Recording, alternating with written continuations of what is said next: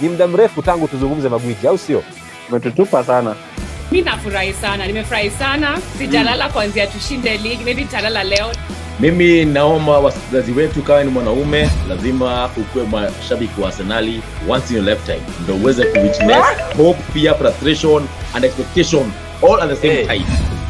Kitu ambacho tunataka sisi kama mashabiki na wachezaji pia wanataka ni ligi kuu ya Uingereza. Hatutaki mambo na FA. FA ni klabu ya Arsenal, Manchester wanaweza pigania hiyo. Na Carabao ni yao, Manchester na Man City. Sisi ni ligi kuu ya Uingereza, ligi kuu ya mabingwa barani Ulaya. Hiyo tu, hatutaki nyingine. Lakini ambaye alifanya maamuzi haya kidogo aliotea timu zingine. Ukweli ni kwamba bao lilikuwepo, ndio kwa mtazamo wangu bao lilikuwa limeingia. Kwenye ligi tano bora, klabu ya Chelsea pekee yake ndio ilitumia pesa nyingi sana kufanya usajili. Ilitumia angalau takriban pauni milioni 200 na. Let me tell you one thing, you can never have a lot of tactics when it comes to football. You have to have one. You look at Ferguson, he had one tactic, right? Na ilikuwa time is never up for Manchester United. Labda mwanzo ni heshime kauli yake hapo. Kwa Liverpool ya sasa, Liverpool ambayo imetoa sare, haikutoa sare, Man City waliponea, Chelsea wakaponea pia, ni Liverpool hatari bana. That is amazing. 100%. And I know they gave whoever they gave the Player of the Month trophy, but we all know, even Ronaldo knows that it was supposed to be Salah. Even Ronaldo should hand it over. Mimi nikiangalia kwa tathmini yangu magwiji ni kwamba ukiangalia Paul Pogba msimu ujao huenda labda hatakuwa anachezea klabu ya Manchester. Manake The fact that Arsenal wako Champions League, Europa League semi-finali na kuonyesha kwamba ligi zingine ambazo si za Uingereza kiwango chao cha mpira kiko chini. Manake pale Uingereza Arsenal ndio ni madhara wetu, walikuwa juu kitambo, lakini sasa hii team ambayo you just can't wait to play them. Your quick predictions, Gladys Mbecha. Hiyo hapo umenichikisha handiko 18 ndugu bana, si hata ungenitumia message pale inbox.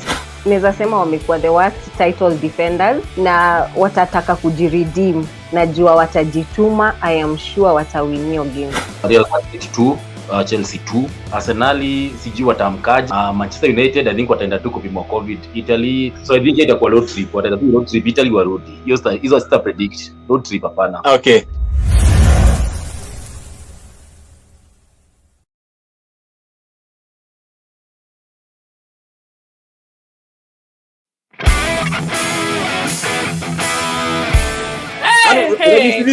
Ni muda mrefu tangu tuzungumze magwiji. Naam, bila shaka karibu tena mtazamaji wa kipindi cha Walk with Sagini kwenye kipindi cha jukwaa la mashabiki, ikiwa ni siku ya Jumatatu, tarehe ikiwa ni 3 mwezi wa 10 mwaka 2022. Karibu sana tupande kwenye jukwaa la mashabiki Jumatatu ya leo tuweze kuzungumzia basi match day 8 ya ligi kuu soka Uingereza imekuaje. Maana kumekuwa na mechi kadha weekend jana, ambapo unazungumzia mechi kati ya Arsenal na Spurs, na pia vile vile mechi kubwa ya Manchester Derby. Zilikuwa matokeo yalipatikana mwisho wa siku baada ya kulizungumzia Ijumaa hapa na mashabiki hawa. Lakini kwa leo vile vile tunakuja kujiunga na mashabiki wengine kuweza kujua labda weekend imekuaje kwa timu zao. Je, makocha wameperform vipi pia, na pia kujua labda matarajio yao kama mashabiki, je yaliafikiwa na timu hizo kwenye match day 8.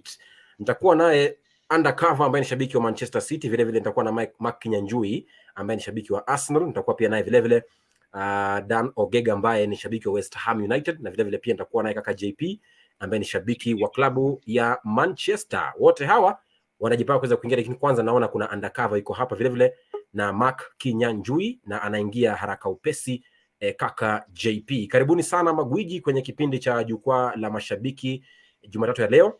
Niseme kwanza asante sana kwenu kuweza kujitenga muda na kuingia ndani ya jukwaa la mashabiki. Na moja kwa moja kabla ya kwenda mbali ni kufahamisha kwamba Arsenal ilipata ushindi wa magoli 3-1 dhidi ya Spurs wakiwa nyumbani kwao Emirates, huku pia vile vile klabu ya Manchester United ikipokea kichapo cha magoli 6-3 na maasimu wao Manchester City, mechi ambayo wafungaji wawili walifunga magoli 3 kila mmoja, hat-trick. Unazungumzia Erling Haaland na Phil Foden raia wa Uingereza. Lakini tuweze kuanza na gumzo la Liverpool, manake Liverpool hawa walipata sare ya 3-3 dhidi ya klabu yangu Brighton Hove Albion, akifunga hat-trick. Unazungumzia Lisandro Trossard. Sasa tuanzie hapo naye Undercover, shabiki wa Manchester City. Liverpool hao ukiangalia, tulisema msimu jana ama tulisema wiki jana kwamba wanaonekana kwamba wanasuasua sana na wanang'ana sana, yani they are struggling a lot in the first 8 games of the Premier League. Sasa swali langu ni je, Klopp, nikamuuliza Danoga kwamba je, Klopp atasalia Anfield msimu huu ama atatimuliwa? Akasema kwamba hafai kutimuliwa, lakini sasa mpata sare ya 3-3 dhidi ya Brighton. Je, Liverpool won't sack Jurgen Klopp anytime soon, but they are now seem like they are in a permanent decline form. Unafikiri kwamba katika ile hali ya kushuka zaidi? Undercover. First, unanipata? Ndio. Asante. First of all, asante kwa nafasi na tukaribishe mafans. Tulikuwa nao Friday na game week imehappen na tumerudi. Kuhusu Klopp, Sagini, na feel there are coaches ambao kuna point wanafika wanakuwa they can't be sacked.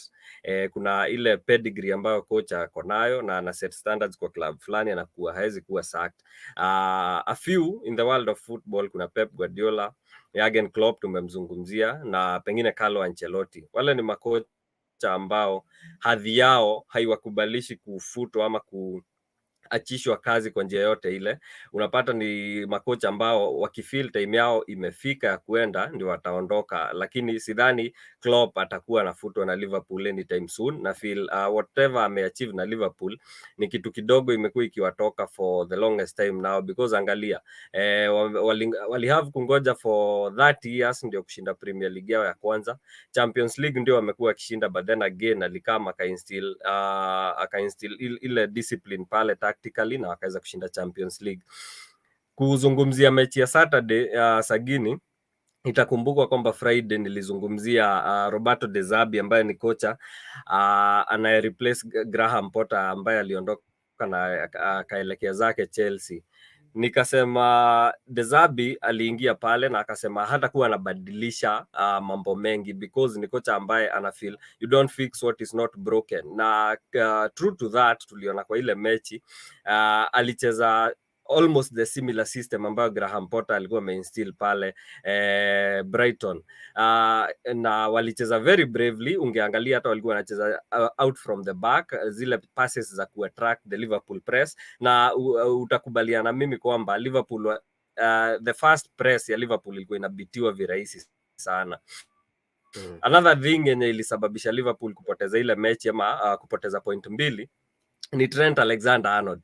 Tumekuwa tukimzungumzia hadi pale kwa group, naona mashabiki wanateta mbona haanzi kwa the English national team, but utaangalia the first 2 goals zenye Liverpool wali concede, both of them were errors which were made by Trent Alexander-Arnold. Turudi nyuma kidogo, kwa ile final ya Champions League alishindwa kudefend ama alishindwa kumuona Vinicius Junior.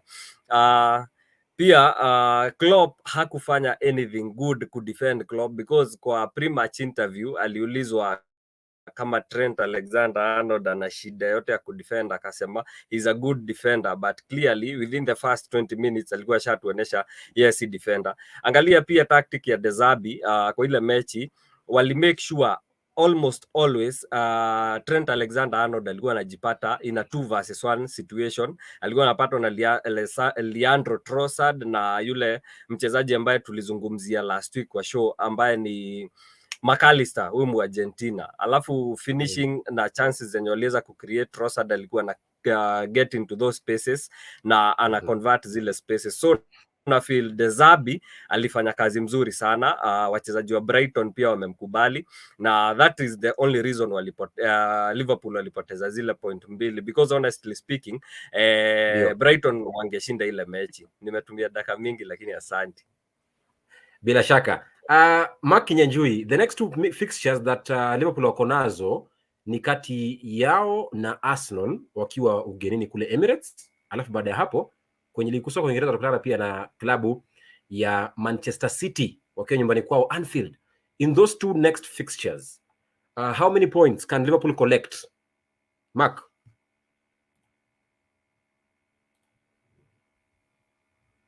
Unmute.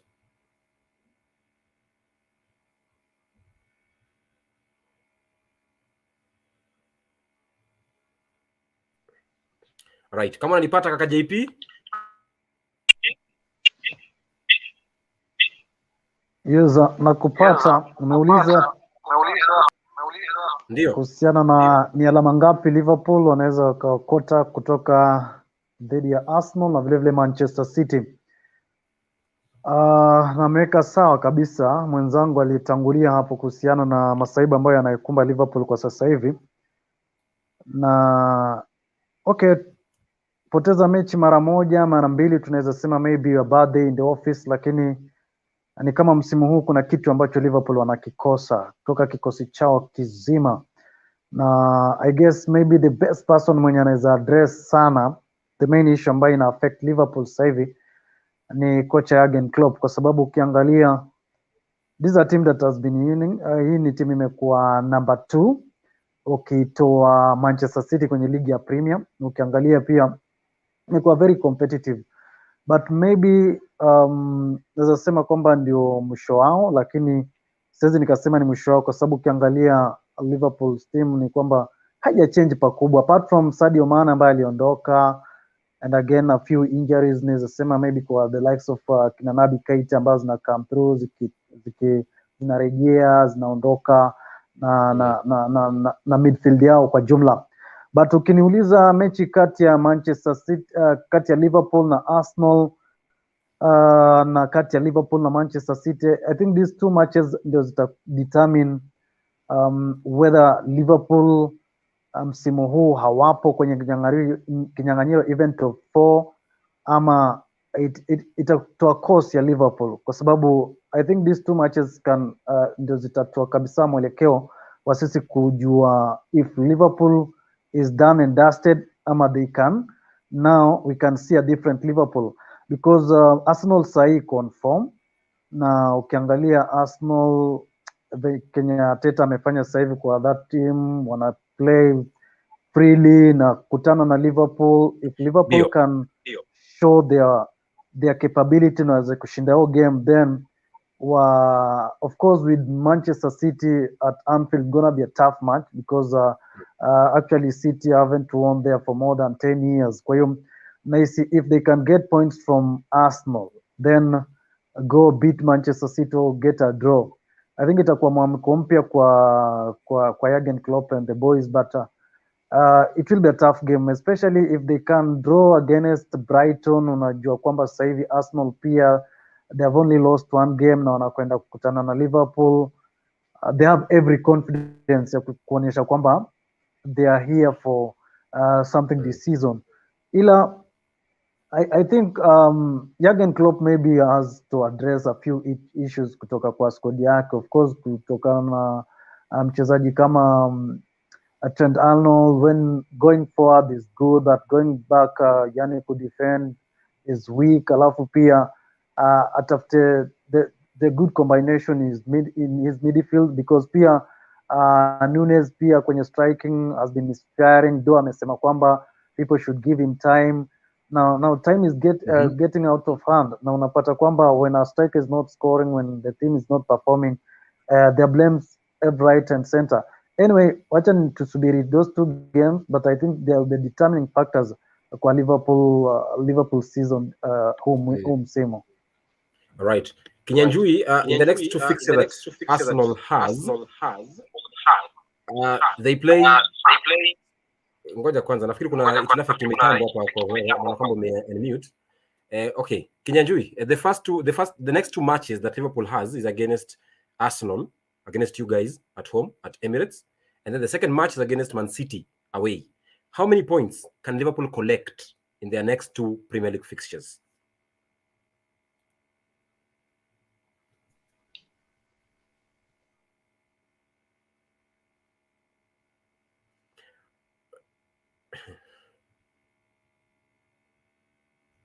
Okay, nafikiri kuna changamoto fulani kupande. Okay, naam. Natumai mnanisikia. Okay, in my opinion, I think for a start, kwa sababu tutakuwa tunacheza na wao this Saturday at the Emirates. Kitu nimenotice na Liverpool ni kwamba matches wamekuwa shaky sana defensively, they are still scoring goals. Kwa hivyo Liverpool si team bado tunaweza underestimate as Arsenal. So and given the fact that wako shaky defensively right now, kakangu undercover ameweza kuongelea kuhusu Trent Alexander-Arnold na kuwa na issues zake, especially with regards to positional awareness, because ni mtu ambaye ukinotice sana usually when Liverpool is on the back foot unapatanga the opposition left winger tends to have a good game. Tukicheza na wao match, Gabriel Martinelli probably ndo alikuwa wa man of the match, na tulikuwa tuna create overloads on their flank, especially aided by overlaps za Kieran Tierney on that flank. Kwa hivyo Liverpool ni team ambayo saizi nikaweza ulizwa, given their axis, their main axis ambayo ni Henderson, Alcantara na Fabinho iko fit and wamerudi wote, naona ya kwamba kama wataelewana sana especially with regards to fixture ambayo watacheza Champions League wiki, alafu ile uzoefu yenye wamekuwa nayo especially season ambayo ilipita where Henderson tends to cover and protect Trent Alexander-Arnold, I feel like wakielewana vizuri sana itakuwa very difficult for us to try and create overloads on that flank, although it's still possible to create overloads on that flank na tuweze kupata a good chance of a result. Kwa hivyo heading into the match against Liverpool, I think we can expect a draw over there, maybe a 2-2 draw on my side, and then against Manchester City ambao ni their title rivals over the last 4 years, hata kama saizi squad yao imeanza kidogo, unaona in terms of age wameanza kudidimia kidogo because they have the second oldest squad in the league. Man City saizi are looking unstoppable. Kwa hivyo mimi naona the best they can hope for over the 2 games is probably 2 points, a draw each ama a draw at the Emirates and then a loss against Manchester City. Kwa hivyo naona the best they can hope for is 2 points over the next 2 games. 2 points over the next 2 games. Nisome jumbe za mashabiki hapo nasemaje. Namuona kuna Virginia Sancho says hapo watapata point 3 peke yake za Arsenal peke yake. Afande Moha says Trent amekuwa Maguire, sema tu hivyo undercover. Virginia Sancho says Klopp can't be sacked. Alafu anasema ameingia na anauliza ako wapi Xavier. Xavier ameniambia kwamba alikuwa anasafiri jioni, kwa hiyo hangepatikana, lakini tunamwambia kwamba afike salama. Presenter Diki anasema kwamba wakuu tuko ndani, asante sana. Senior Bensoy pia anasema kwamba ushafika maskani, tupige gumzo la EPL. Jackson Muyodi anasema kwamba locked hadi tamati kutoka hapa Nyali nikiwa na rafiki Boni Nyaila, msalimie sana Boni Nyaila. Na kuona Brian Wanjao anasema kwamba how can I join the live inbox me, alafu utapanga jinsi utakavyoingia kwenye kipindi kijacho. Felix Bitange says niko ndani kabisa mkuu, asante sana. Benedito Junior ni ajeni wakubwa, tumepokea salamu zako. Anasema niliwaambia derby will be a high scoring game, tumetii, tumeinua mikono yetu juu. Luka Omana anasema Kiambu tuko ndani kabisa, nashukuru sana kwa kutenga muda. Catherine Bosco anasema looking forward to it. Vile vile Rim Tonga akiwa Dubai anatazama kipindi cha jukwaa la mashabiki. Basi ni kwamba baada ya kupata ule ushindi ama kutoka sare ya 3-3 ni kwamba mshambulizi wa klabu ya Brighton Hove Albion, klabu yangu hiyo, Leandro Trossard ndiye wa kwanza kufunga hat-trick katika uga wa Anfield tangu alipofunga mwisho Andrei Arshavin wa Arsenal mwaka 2009. Vile vile Klopp alisema kwamba baada ya alisema kwamba ile performance ya Liverpool labda ingeweza kupata kushinda ama kupiga timu zingine katika wikendi hii ambayo ilipita. Narejea muda si mrefu kuzungumzia Arsenal ambao wamepata ushindi wa 3-1 dhidi ya Spurs. Hii ni jukwaa la mashabiki. Tunacheza kichampioni. Kocha wetu jana akasema tunacheza kibingwa. Kama vile Bruce Lee. Kama mabingwa kweli tunacheza. Simaona hakuna. Hatuvizisi mpaka penalti kufuruki. Sasa tunacheza kama bingwa, ukija unapigwa tu. Ligi hapa kwa sisi level yetu iko mbali sana. Sisi tuko kina cha milioni, wengine wako cha kwanza huko. Wengine wanaongoza kwa idadi ya michezo, sisi tutakuja kuongoza kwa mpaka by. La shaka, naitwa Haji Manara, anasema kwamba sasa hivi Arsenal anacheza kibingwa. Ni ndio hivyo. Kinyanjui, mbona potea? Acha kuweka video yako off, weka on. Tukapata kujua mnacheza kichampioni kivipi. Manake mmeipiga klabu ya Spurs magoli 3-1. Hebu niambie kwanza, acha nianze na undercover, niambie, can you just give us a synopsis of that Arsenal versus Spurs game? Have Arsenal now proved people or not yet? Yes and no.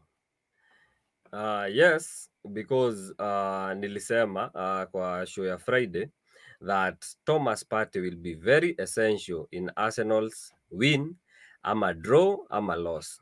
He proved me right. One, because angalia Thomas Partey akicheza pale, there is wanaweza kufree Granit Xhaka ambaye ni mchezaji, ni mzuri sana kivyangu. Hata hizo miaka zote watu wamekuwa wakimkashifu, najua ni mchezaji mzuri. Because angalia reason Xhaka kidogo huwa kichwa yake inampotea ni akikuwa close to the Arsenal defense, whereby pressure is more intense and it's more immense. Sahi Thomas Partey anafanya the dirty work, clearing, stopping play, controlling tempo na ku kickstart kuinitiate attacks za Arsenal. That gives Granit Xhaka the freedom to roam into the box na kushoot in case chance imecreatiwa. Reason nasema no, angalia Tottenham headed into this match with a very negative tactic. Walikuwa wanacheza na very low block 5-4-1 because na Arteta is a genius. Because why? Angalia time zote Martinelli na Bukayo Saka walikuwa na keep their width, creating a 2 versus 1 situation ambapo madefender wa Tottenham Hotspur walikuwa wawili against Martinelli ama wawili against Saka. Hiyo ilikuwa inasaidia kubring kijana Ben White into play, Alexander Zinchenko on the other half space na Granit Xhaka into the pockets of space. That is where Tottenham walikuwa undone. Pia the 5-4-1 formation hakuna vile wangefunga, because other than that penalty hakuna any other point ambapo tulifeel Spurs wangeshinda ile mechi. They were sitting so deep, so hata wakipata zile counter attack zao hawangeweza kuziinitiate because they didn't have numbers up front. Hiyo pia ilikuwa inachangiwa na Thomas Partey kukua kwa zile positions. Nilipenda sana how Gabriel Martinelli na Bukayo Saka walikeep their width, na ukiangalia wakikeep hiyo with Ben White na Zinchenko, wale fullbacks hawakuwa wanacheza kwa flanks, walikuwa wanacheza kwa the pockets of spaces, zinaitwa half spaces in football terms, na ni wachezaji ambao ni wazuri sana on the ball. That is why waliweza kucreate zile chances. Another reason as to why Arsenal wanaweza wa consider kama contenders sahi against Manchester United, they put in a very good performance, other than result haikutokea, but as a coach you are as good as your last performance. Hiyo ondoa. Against Tottenham Hotspur ambao tuna feel tukianza hii season walikuwa considered kama challenger ama contender, wali obliterate, if I get the right word, Tottenham Hotspur na hawakuwa na any chance. Tulihofia kwamba Hugo Lloris huenda hata kuwa kwa ile mechi, alikuwa na alipokea zake 3. Tulihofia kwamba tulisema Son, Richarlison na Harry Kane wataleta threat kwa defense ya Arsenal, but it proved futile. So nafikiria Arsenal, yes they are contenders because wamepiga Tottenham Hotspur, put in a great performance against Manchester United, but the coming games kama vile ndugu yangu Kinyanjui alisema Liverpool na Manchester City ndio wamekuwa the dominant teams in the English Premier League. The results that they will put up across against the two teams will determine whether tunaweza consider kama contenders. Kaka JP, kama shabiki wa Manchester United, do you feel like Arsenal deserved the win against Spurs?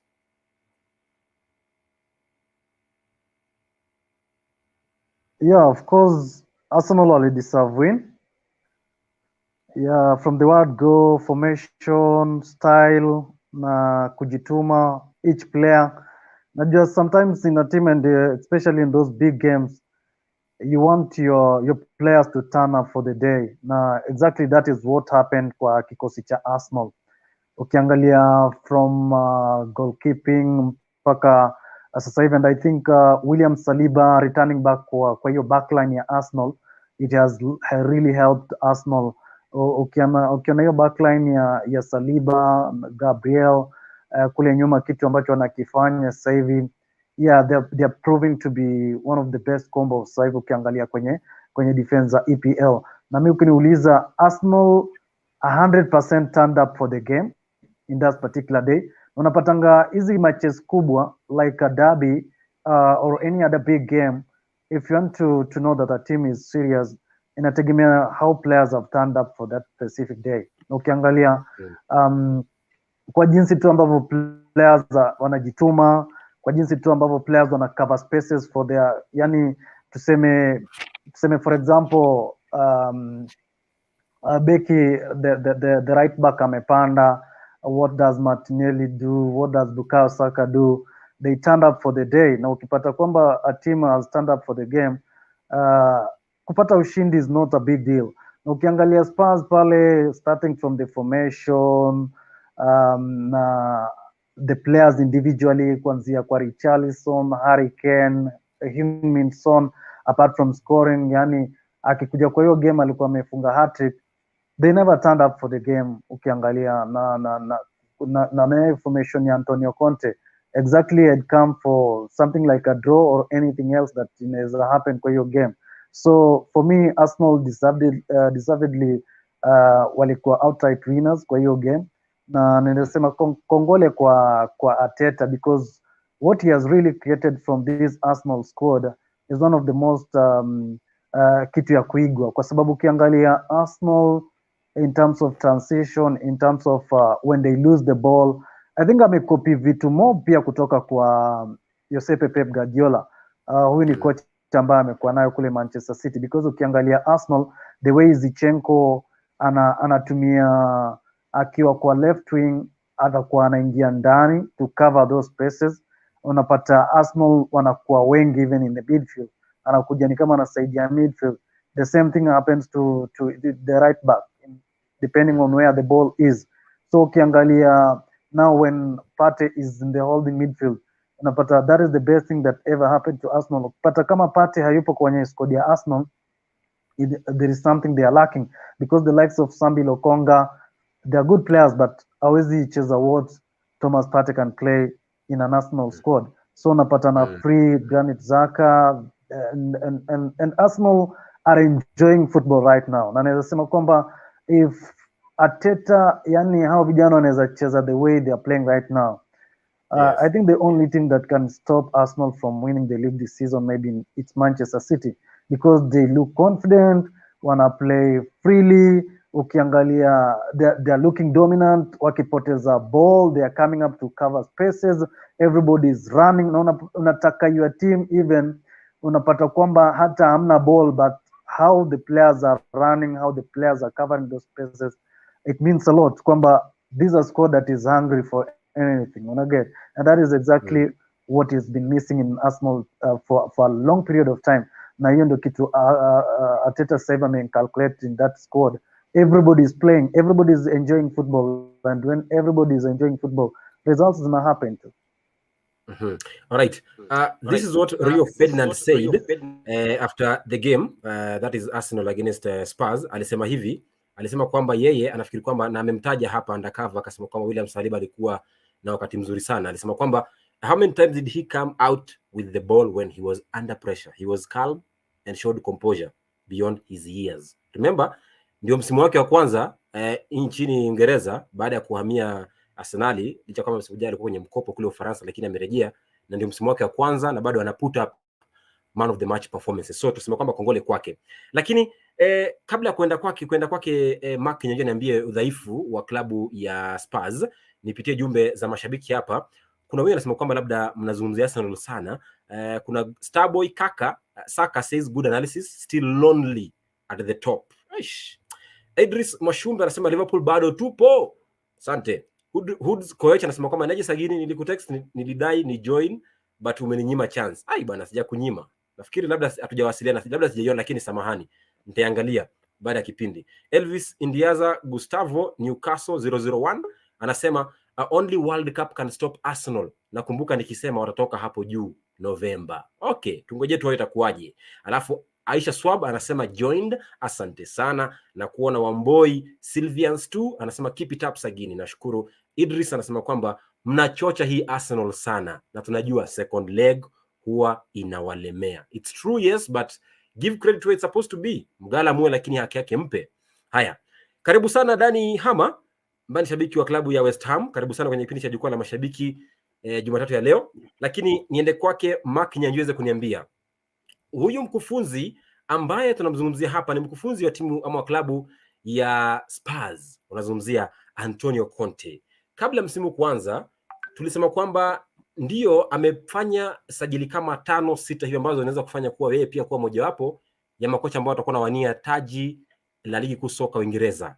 Lakini kipigo cha 3-1 dhidi ya Arsenal ndio mwanzo wa kushuka. Mani madhaifu yao ni gani kama klabu ya Spurs? For me personally, nikaweza ulizwa okay, Spurs, the thing about Spurs ni ukiangalia game yao hawajakuwa wakicheza football that is particularly pleasing to the eye, but imekuwa super effective because for them the most important thing is to get a result. And usually formation yake ambayo usually hukua 3-5-2 ama 3-4-3 depending on the players that he's choosing to select, especially hapo mbele with Kane the only guaranteed starter.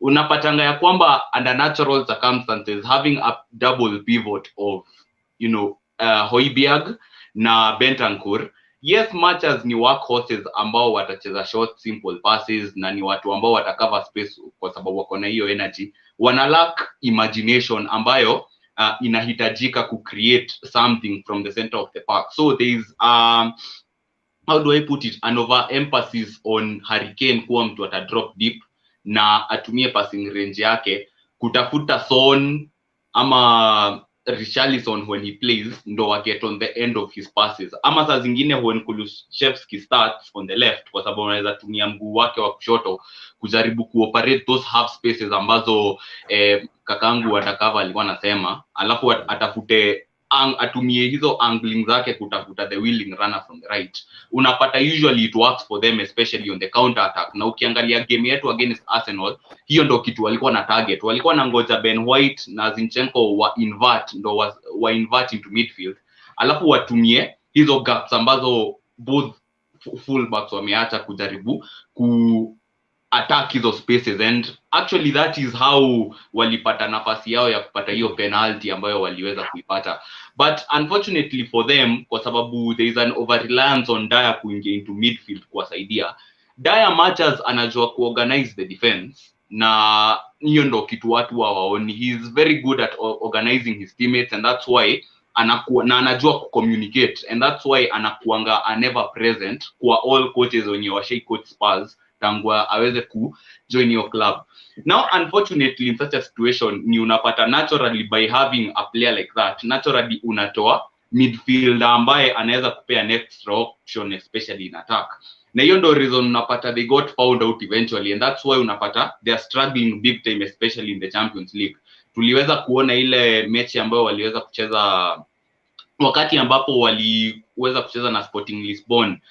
Ulikuwa unasema mtu kama Richarlison alikuwa anapata chances za wazi, lakini anakuwa too selfish and it cost them the game kwa sababu they conceded late in I think ilikuwa dakika ya 90 na dakika ya 93-94 kama sijakosea.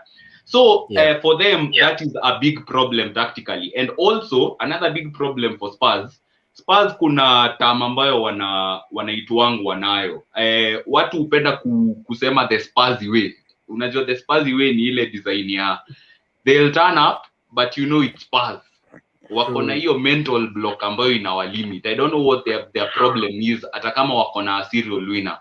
Kwa hivyo in my opinion, unless Conte learn kuadapt na aongeze maybe an extra imaginative play in midfield kuwasaidia kuattack more, haita make difference. Manake wakicheza hii football yao ambao ni effective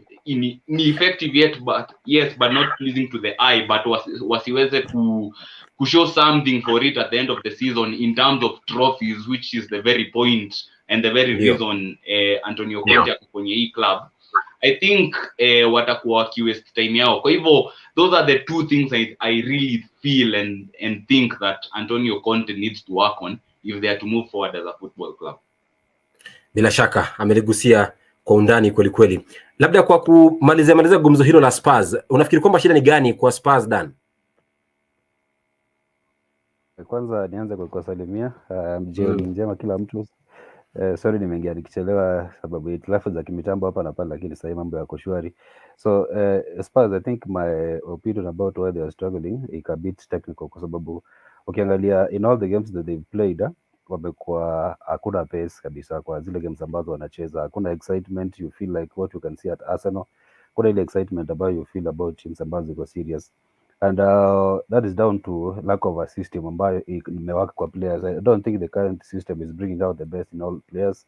Sababu tunajua Spurs wako na big players but due to lack of a working system bado hawaja click. Ile most of their wins zimekuwa zile za kubahatisha. Kama ile list tulisema most of it wali win in the second half, when the list committed the most mistakes ambazo lead to goals. So I think they've not yet won a game. Unaweza feel leo we've seen a team that is ready to contend for the Premier League. I think now what Conte needs to do ni kutafuta system ambayo ita bring out the best in every player, as in tuone kwamba ni Ken, ubora wake wa Ken tunaujua, but currently hatuone. Sorry mwenyewe ndio yeye anadidimia tangu apige ile hat-trick, atumuone tena amepotea against Arsenal was a non factor. So I think a lot is at stake, na sioni kwamba in the current form wako na nafasi ya kupigania taji hata moja, hata Europa, hata anywhere. They cannot win anything with the current mindset. I think for them sahi ni kuhakikisha kwamba kila player, kwa sababu ukiangalia kama Ivan Perisic ambaye alisainiwa kutoka Milan, watu walikuwa na feel like is a better option kuliko Reguilon kule fullback 3 wakicheza ile formation ya 5-3-2. Unaona, lakini sahi Perisic niko sure kwamba ukikaribu Reguilon pale atadeliver kumliko, lakini sioni walikuwa wanasema ages like fine wine, but sioni so far kama ameliprovia. Tumeona Dejan Kulusevski in his absence wali struggle vibaya sana. Apart from ile penalty walipata against Arsenal, I don't think they were in the game at all. Na Bentancur I think has been one of the best signings so far, but kwa upande wa tumeanza sema kwamba anacheza na character yake ni Kulusevski peke yake. Hata Kane is a shadow of his former self, so they have a lot to do in terms of to bring out the best in every player. Na that one happens wakati kocha kuna mfumo ambao unafanya kazi, ambao kila mchezaji anaelewa kwamba niko hii position, naweza cheza hivi nilete matokeo mazuri na naweza saidia mchezaji mwenzangu acheze vizuri pia. Yeah. Right. Virginia Sanchez anasema kwamba Spurs as usual threat but no caps. Uchungu lakini ukweli. Sina Bensoik anasema kwamba Conte is just like Ten Hag in control of only a few individual. Atakumeza kaka JP, usichue chunga wewe. Hood's coach says Partey should be resting, waiting for big matches only. Naonea Liverpool huruma sana.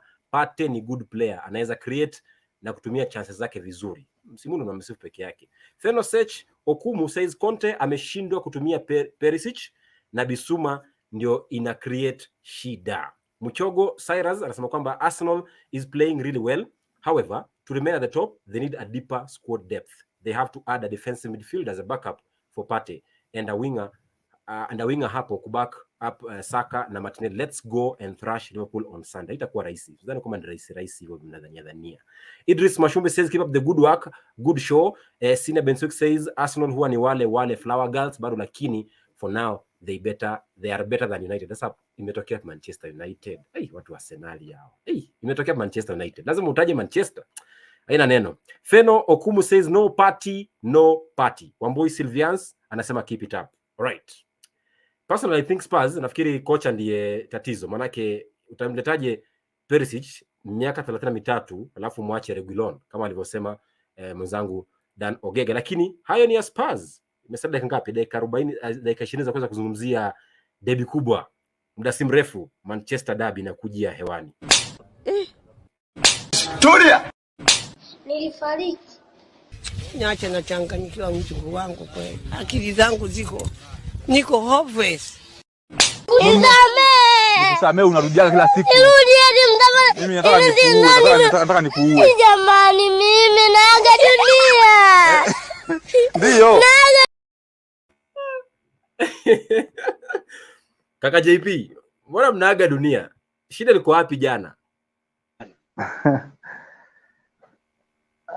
Ilikuwa masaibu bwana. Lakini tushakubali matokeo. Ina happen, usipojipanga basi unapangwa hivyo.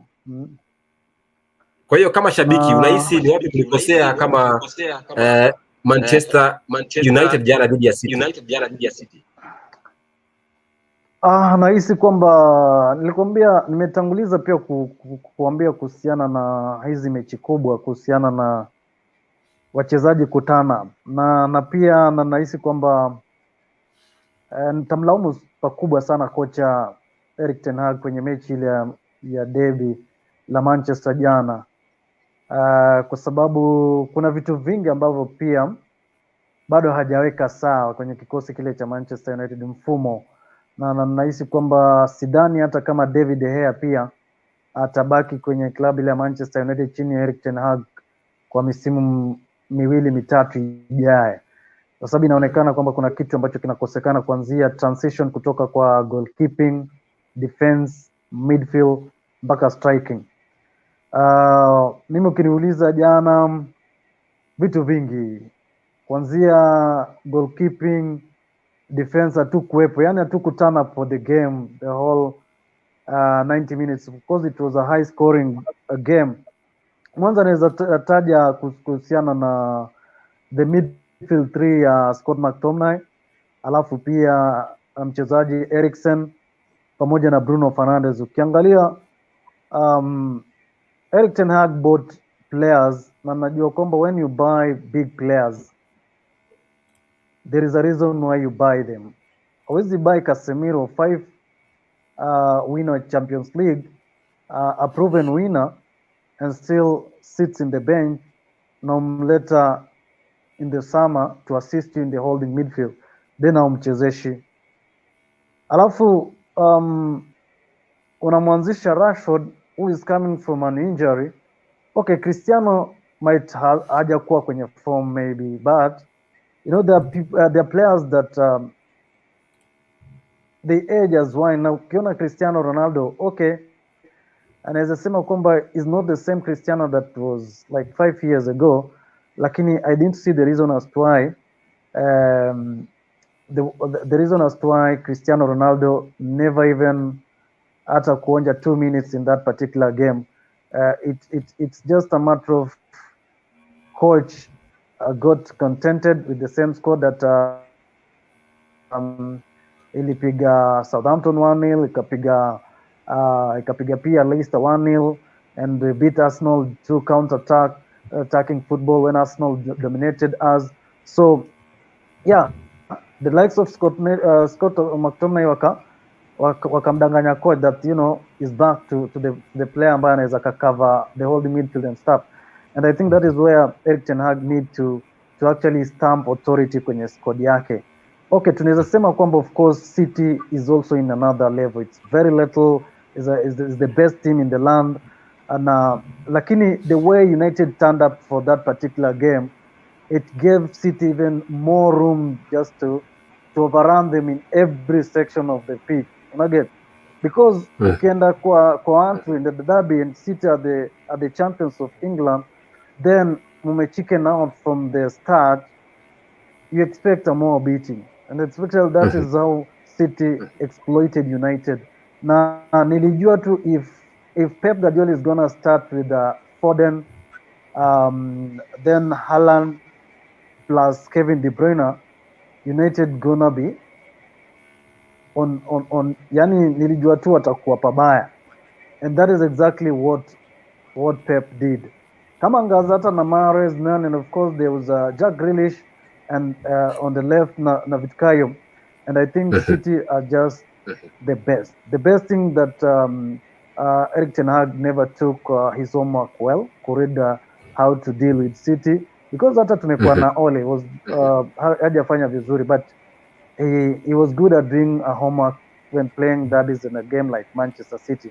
Lakini United had a lot of spaces zilikuwa zimeachwa, and City exploited those spaces.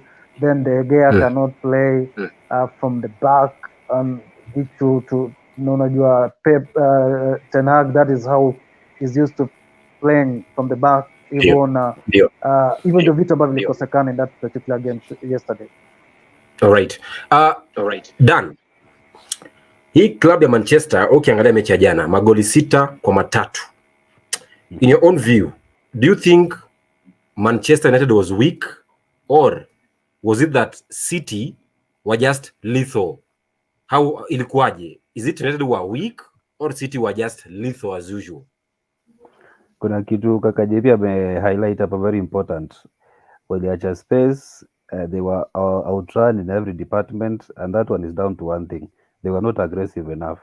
Now, when you're not aggressive enough, you did not turn up for the game. No, more so in the first half. Nilikuwa naangalia hii game and you know initially ile hype ya derby inaanzanga na mafans kwanza kuchochana, inakuja match day, ndio hiyo players wa tunnel wanaingia kiwanja. But what I saw in the first half is not the team that I can identify with if I were a Manchester United fan, because as a United fan I expect a match day, especially kiwa derby, for players to play well. Actually in your minimum. I'm not expecting someone to play below their abilities. Kwanza decision zingine mbovu kama kutoanzisha Casemiro, kwa sababu walikuwa wanajua pale Man City ndio at least you stand a chance against them. You should have somebody they can destroy amayana waribia zile balls zao.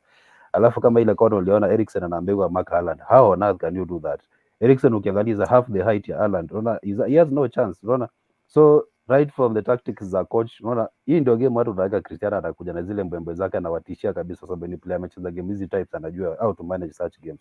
He made wrong decisions. Hata yeye kwanza admit akasema kwamba hakufeel like they played well in the first half, to be specific, sababu most of the goals but all the goals za Man United zilikuja kwa kipindi cha pili, na I think they played a bit better. Unajua wakati ule mfungwa 4 unasema hakuna sasa, tukinifunga 7 ni sawa, lakini hata mimi nienda huko ni express as a team, unaona.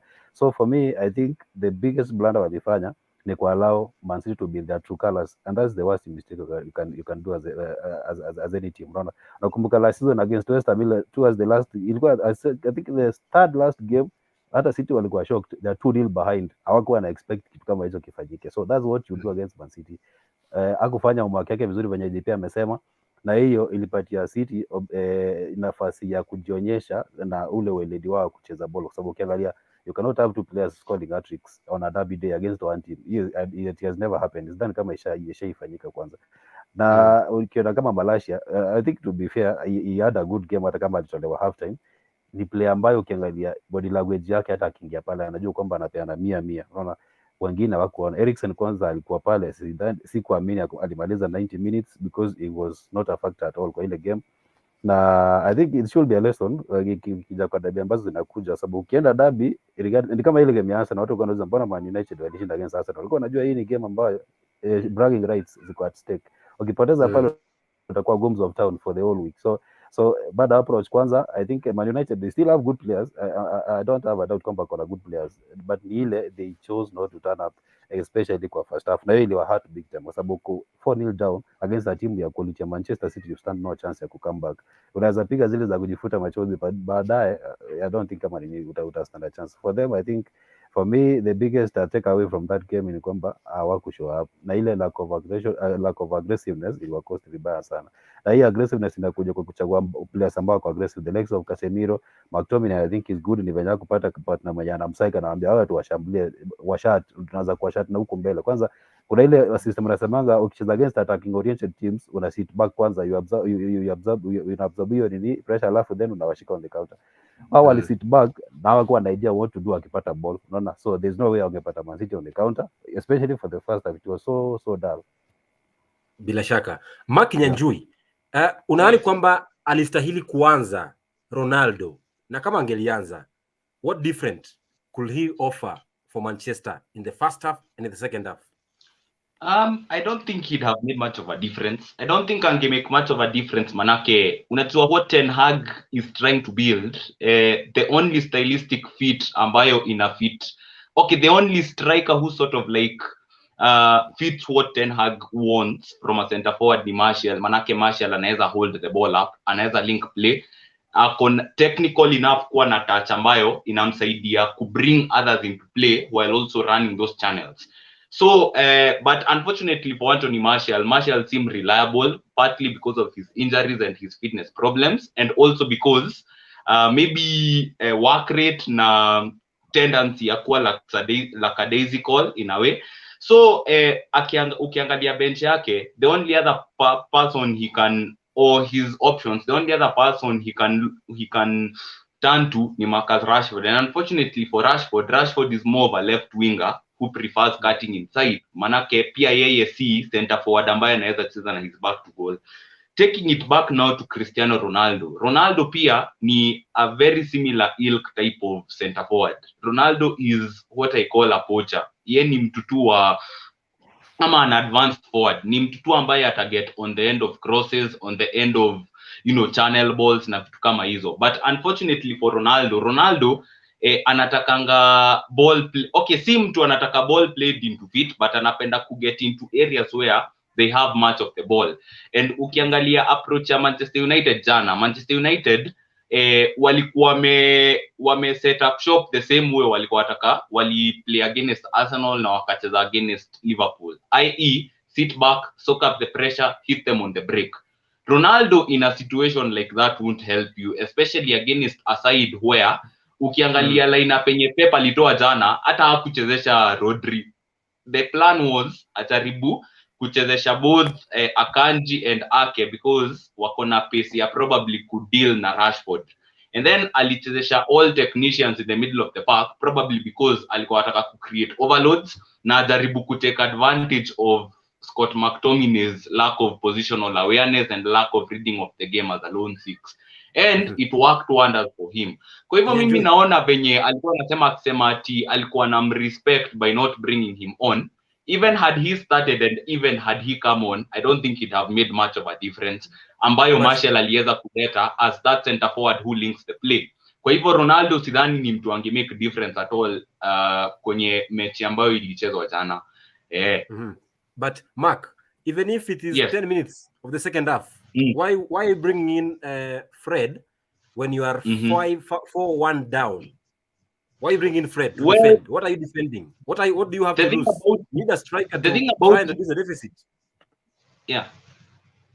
Okay, well, the thing about it, I feel alikuwa anajaribu ku keep the score respectable. Manake when you are 4-1 down in the 80th minute, come on, na uko away at Manchester City, the best team in the league by a country mile. I always expect that all of a sudden Ronaldo ataingia make difference, especially when he has no service na wana feed off scraps, alafu wafunge a hat-trick out of the blue when, let's face it, hajakuwa on form the whole season. So I think what Ten Hag did by bringing on Fred and then bringing on Casemiro was trying to bring better balance for midfield and kujaribu kuchezesha Martial as well as that center forward that I was talking about would have given him a better chance of keeping the score respectable, which is what happened in my opinion. Even though nafikiria alikuwa anafanya.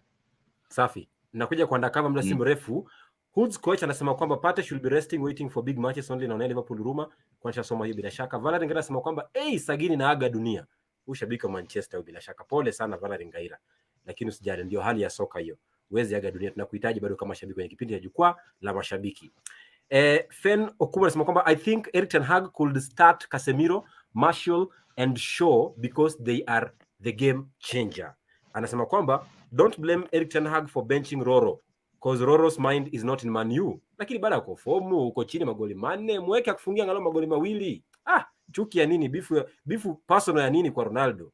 Vagina Sancho says the coach sold us. Rashford not fit but starts ahead of Ronaldo. Harsh treatment to the GOAT. Yes, thank you Virginia. Anasema kwamba Ten Hag is just petty. Even 2 minutes Ronaldo haizi cheza. Mazekiaje jamani. Elvis Gustavo anasema kwamba you doubt your player of the month tena. That is Eriksen. By the good point there. Who's coach anasema kwamba Haaland ni mnyama. Murife don't run. Next is Chelsea. Please. Chelsea don't run. Virginia Sancho says, thank you, Dan. You've nailed it. Alright. Undercover. Nafikiria kwamba naangalia a situation whereby the second half, the way Manchester played the second half, wangecheza hivyo first half, na pia wacheza hivyo bado second half. Mechi ingeishaje? Wewe kama shabiki wa Man City. I think kila kitu imesemwa. Nashukuru kaka JP Dani Kinyanjui wameanalyze hiyo game vizuri sana. I'm left with almost nothing to add on to this, but then again if Manchester United wangecheza vile walicheza second half kama wangecheza hivyo first half, it would have been worse. Let me tell you why. Because angalia, it would have been worse because in the first half Manchester United didn't have a plan at all. Because angalia, in the first 10 or so minutes both fullbacks walikuwa wamepatiwa cards kweli. Second half United thought kama vile Kenyanjui amesema we need to get a respectable scoreline which is 4-1, so let us get out and play. If they tried that, let me tell you my friend, unajua angalia vile Manchester City ucheza, they build from the back, anacheza na goalkeeper Ederson takes the ball back almost kwa goal line yake na anacheza kutoka pale. So if Man United thought they could play they could go toe to toe, Dani ameisema vizuri sana, if United thought they could go toe to toe against Manchester City, then it would have been worse, because angalia wangekuwa naacha space ya Erling Haaland and kurun into that. Angalia Manchester United walikuwa na sit deep but walikuwa wanapatwa na walikuwa na zile chances zilikuwa zina creatika. So I feel if United wangefikiria kucheza against Manchester City on a toe-to-toe basis, ingekuwa much worse. Reason nasema hivi, zile goals the reason walifunga zile mabao ni because game ilikuwa 6-1 and Pep Guardiola thinks this game is already done, so acha nipumzishe wachezaji ambao pengine wamekuwa kicheza international nicheze. So zile subs zingefanywa 4 or 5 kama vile zilifanywa, so wangecheza na the strongest possible 11 for the entire 90 minutes. Na let me tell you hakuna mchezaji wa Manchester United at this current rate anaweza go toe to toe against any Manchester City player, that is given.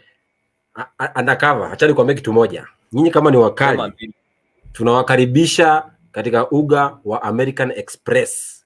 Sisi kama Brighton of Albion, mtupige hizo sita tuone kama nyinyi wakali. Tunawakaribisha huko. Vile vile pia mpige West Ham tuone kama nyinyi wakali.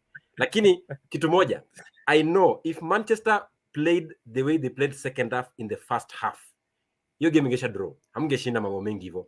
Lakini nirejee kwake kaka JP, kama shabiki wa Manchester United, nimemuuliza Kinyanjui hapa kwamba labda angestahili kuanza Ronaldo, na umesema kwamba angestahili kuanza. Kwa hiyo kama shabiki wa Manchester United, mkufunzi Erik ten Hag alipoulizwa kwenye press conference baada ya mchezo, akauliza kwamba mbona kumwanzisha Ronaldo ambaye ni mbuzi duniani? Akasema kwamba I wouldn't bring him in out of respect for Cristiano for his big career. Alafu Roy Keane mchezaji zamani wa klabu ya Manchester akasema kwamba Manchester have shown nothing but disrespect to Ronaldo. Mbona hawakumwachilia aondoke alipotaka kuondoka mwanzoni mwa msimu? Unastahili kama angefaa kuondoka?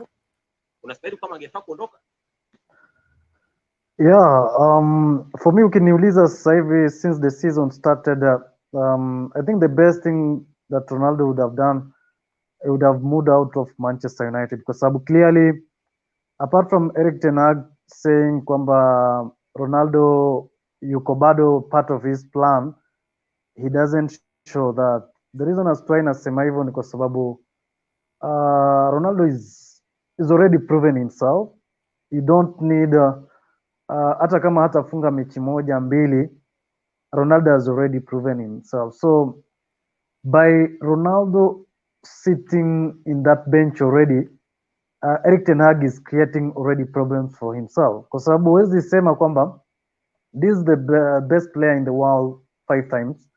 Okay, tunaweza sema kwamba sasa hivi miaka yake imesonga, he can't give you the exact number of goals that he was able to bring to the team maybe 5-10 years ago, but umesema kwamba this player is part of my plan. Ukiangalia in the striking department between Rashford, Martial, Ronaldo. Last season, Ronaldo still was the person who gave United 18 goals, if I'm not wrong, even with their worst score that they had. So now you're saying you need Ronaldo, you're not using him.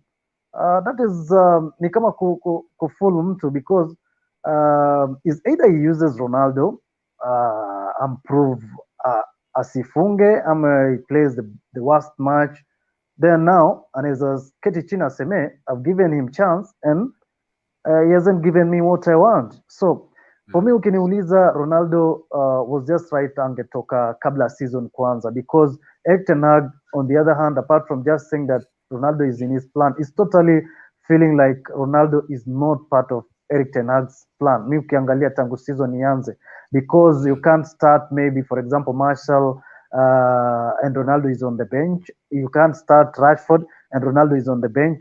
Na unasema still this and the player is not injured.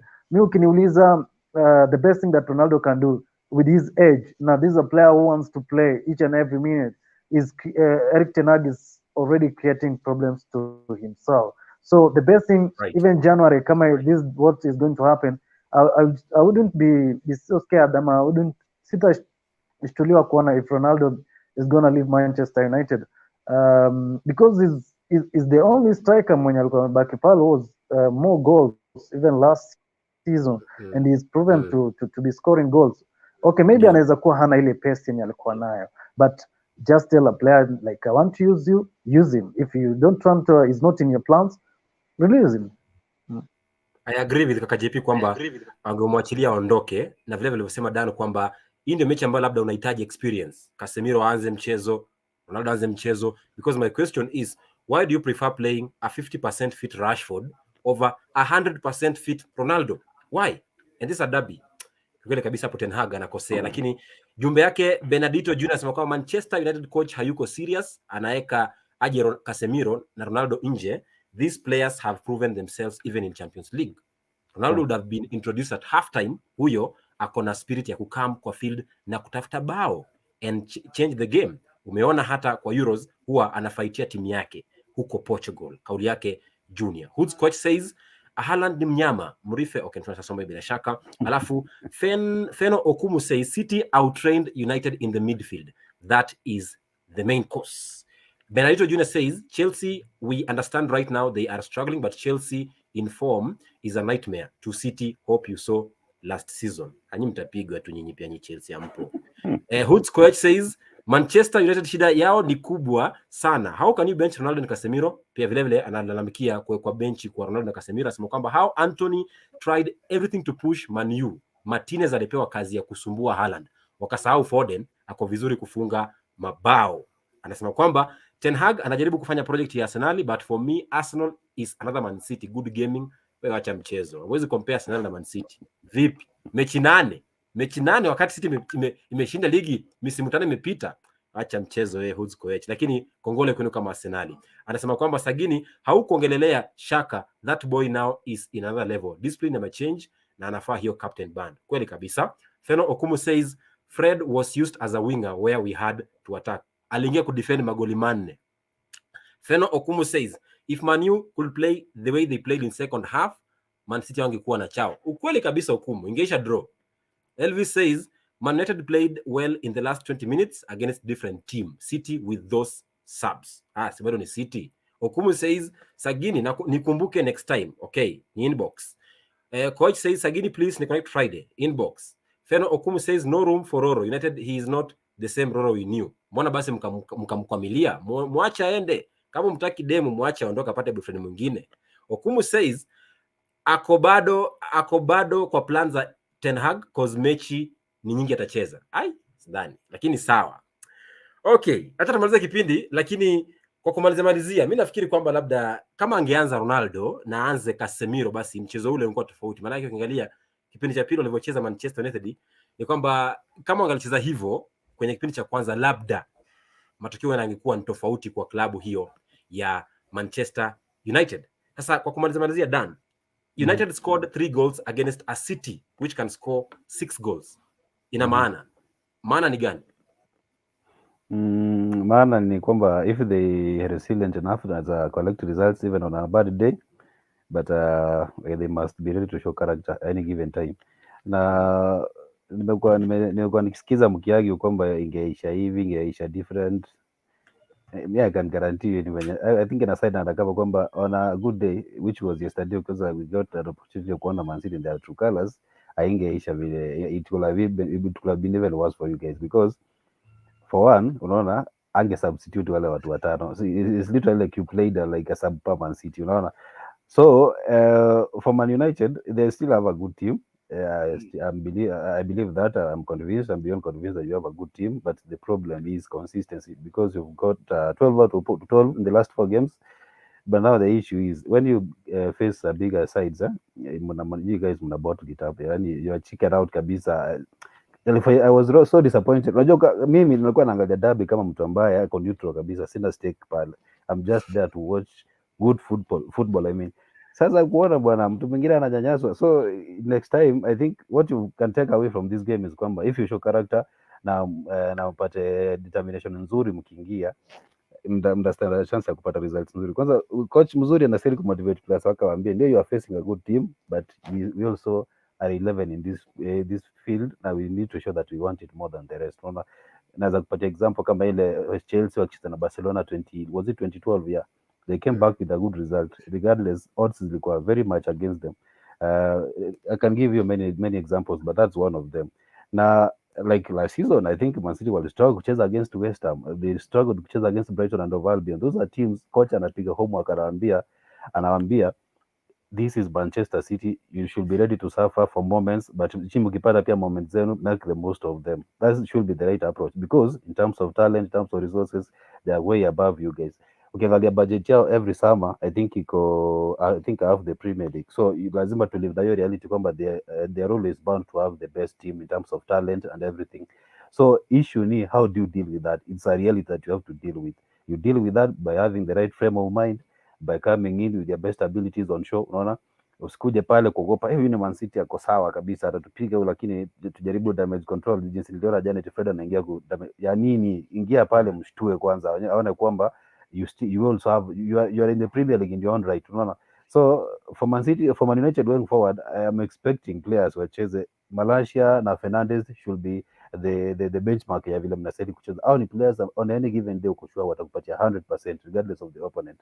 Fernandes anajua complain but he is passionate enough, ana complain and I feel like the rest should play to that level. Unaona, so kwenda next game sijui mnacheza na Chelsea ama nini mnacheza na I think they play Everton hiyo sasa that's the game for you to bounce back. Unaona, so let's see your best abilities on display this coming weekend, otherwise zile toxin mbaya zinakuja. Dan, I don't know why you're addressing in your story, you're just saying you. I'm a Brighton of Albion fan. I'm not a Manchester United fan. Uliama lini bwana? Kindly, I've never been a Red Devil. I am a Brighton of Albion. Lakini umesikia anda kama amesema kwamba mlistruggle sana kucheza na West Ham na kama vilabu kama vile Brighton. Lakini kabla kuja kwake Mark Nyanjui, naomba nikukere kaka JP kwa sekunde 10, naomba nikukere kidogo.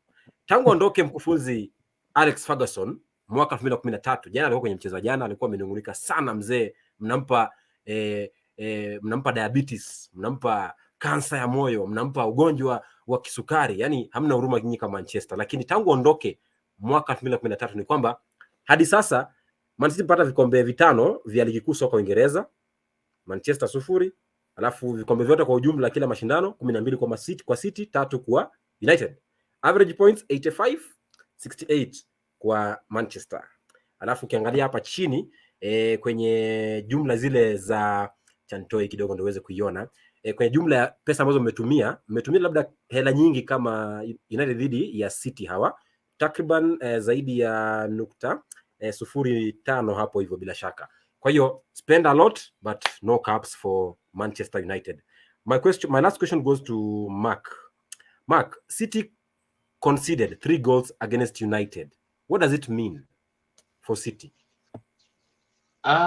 Okay, well, the thing about it, in my opinion, yati ukaeza angalia Manchester City this season, generally much as they've been scoring goals, which is their norm, they've been conceding at an alarming rate relative to their quality, kwa sababu wamekuwa team yenye ni defensively very resolute. But I don't think it's an issue for them, considering since ni team ambayo kazi yao ni kupeana pressure from the first minute to the last, na wao ndo number 2 in terms of defensive high line after Arsenal, showing the similarities in terms of playing style. I think kitu yenye inawa cost ni maybe concentration mishaps from time to time, especially angalia some of the goals that they conceded yesterday were goals that on another day were very avoidable. Kwa hivyo si issue na the system, but it's rather things to do with, you know, little concentration lapses. Tunaonanga mtu kama Pep Guardiola sana sana amekuwa kirotate team yake sana this season, especially kama Ruben Diaz ambaye nahodha I think ndo vice captain wenu. Ruben Diaz has always been a never present tangu Vincent Kompany atoke after anunuliwe. Manake Ruben Diaz ni mtu ambaye yeye ni natural leader. He's a leader of men. Kazi yake ni kuorganize watu. And that's why unapata prior to the season before Euro 2020 unapata Stones alikuwa at the top of his game. Manake Stones ni mtu ambaye alikuwa anaambiwa what to do and what not to do. Kwa hivyo unapata kama jana bao zingine ambazo walikuwa na concede kwa sababu ya those concentration lapses that I'm talking about, na hizo haphazard, how do I put it, haphazard decision making ambayo maybe someone like Ruben Diaz had he started angekuwa na instruct watu don't do this, don't do that. And that's how concentration problems and things like that would have been avoided. But on the basis of like system yao haiko wired ati kuleak anyhowly. And also pia unaweza angalia one last thing before tutamatishe, unaweza angalia kwamba jana Rodri hakuweza kuanza, and Rodri usually ndo mtu ambaye hukua kama like yeye ndo hupe foundation, especially both offensively in terms of being progressive and dictating play, and defensively as well, as much as hana athleticism ambayo mtu kama Thomas Partey ako nayo. Kwa hivyo that is maybe another reason ambayo waliweza kuexploitiwa sana. But on another day I don't think there is much reason for alarm with City wataendelea tu kuwa tu City ambayo tunajua tu hii season, defensively and offensively. Yes. JP, kwa sekunde 10 tafadhali. Mlifunga magoli matatu dhidi ya City. Inamaanisha nini kwenu na kwa City? What does it mean to City conceding 3?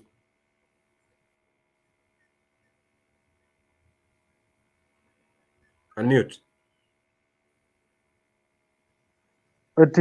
It means kwamba City pia wanafungika, and of course pia kumekuwa na hiyo challenge, and I think I guess Pep is also struggling to get the right combo between kuna Ruben Diaz, Stones, Ake, Saiva Kanji pia anakuja into system, so I think bado is getting the right combination, irrespective of course in the left maybe anaweza anza na Joao Cancelo, and on the right Walker. So but this season wameanza kuconcede mapema sana, a lot of goals they've been conceding. But also it shows that United also scores goals. They can still score goals. Na City need to look into their defense. All right. Yeah. Undercover. Wamesema kwamba nyinyi mnafungika. Kwa hiyo si kitu gumu kufungika. What do you think Pep Guardiola should do, because at the moment mmefunga magoli mengi kuliko yale ambayo amefungwa Arsenal. Manake Arsenal have conceded 8 and you've conceded 9. So what do you think Guardiola should do to make sure that hafungwi mingi? Usiende kwa kufunga, tuko kwa kufungwa. Ni sawa, lakini umeangalia goal difference +20 my friend. Iko +20. What else do we need? Okay, nikijibu hiyo swali, I think hizo bao 3 United walifunga, they actually mean nothing. One, angalia, they scored bao nilikubali tulifaa kufungwa ni ya kijana Anthony peke yake. But the other two nikubaliana Kenya Njui na Dani, it's just a lapse in concentration. Why? Because tunaongoza 6-1, this is a derby, bado tushaingia kwa hiyo enjoyment mood, tushaingia kwa carnival mood ya tunatoka hapa tunaenda party wapi. Again, that's why, na ndio maana Pep alifanya 5 or 4 substitutions.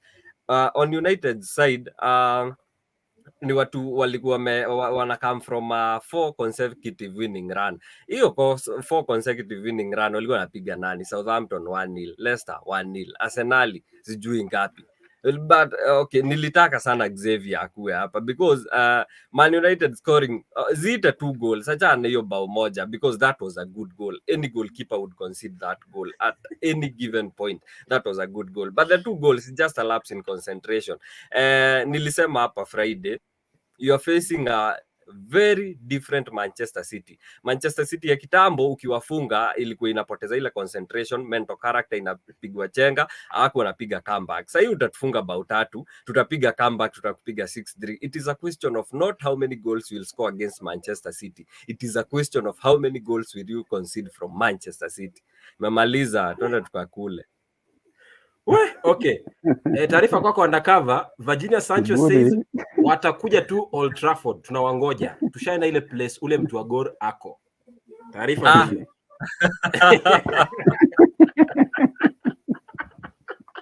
Maliza kipindi twende. Mimi nawasubiri undercover, maana naangalia hapa kwamba kidogo mechi yenu na sisi iko tarehe 22 Oktoba, ugani Etihad, Man City dhidi ya Brighton. Lakini mechi yenu ugani kwetu American Express ni mwaka ujao Aprili. Mbali sana, lakini tutasubiri tu. Tunaongojea ukaweza kufanya. Lakini nashukuru sana kwa kutenga muda kuingia na kipindi cha jukwaa la mashabiki siku ya leo. Undercover, kaka JP, Dani na Kinyanjui. Una neno la mwisho undercover?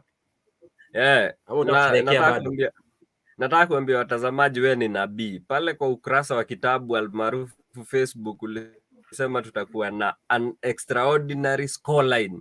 Na ili happen 6-3, lakini ulitaka Manchester United washinde tu, tunakujua. Bila shaka hivyo kwa kipindi cha jukwaa la mashabiki siku ya leo. Nashukuru sana kwa kutenga muda kwenu nyote, na pia shabiki ambao amekuwa akitazama kuanzia muda wa saa 2 hadi sasa hivi saa 3 dakika 16 saa za Afrika Mashariki na Kati. Mimi nimekuwa wako Jason Sagini, the Sports Archbishop. Kama kawaida, ngoma itambe, michezo ni yetu na sporti ni sisi. Kuwa na usiku mwema.